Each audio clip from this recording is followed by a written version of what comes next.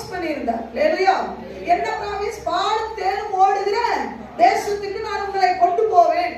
அது நீங்க கஷ்டப்பட்ட எகிப்தை போல இருக்காது, அங்கு பாலும் தேனும் ஓடும் என்று சொல்லி.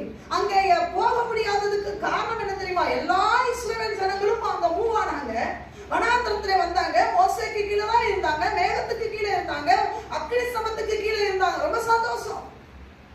எல்லாரும் மன்னாவை சாப்பிட்டாங்க, ரொம்ப சந்தோஷம். ஆனா ஈடுபடியாதவர்கள் யாருமே அவருடைய இளைப்பாறுதலுக்குள்ளே போக முடியல. இன்னைக்கு எத்தனை பேர்கிட்ட முழுமையான கீழ்ப்படிதல் இருக்கு, உடனடியான கீழ்ப்படிதல் இருக்கு? ஐயா, தேவன் எதிர்பார்க்கிற கீழ்ப்படிதல் என்ன தெரியுமா? உடனடியா செய்யறதுதான்.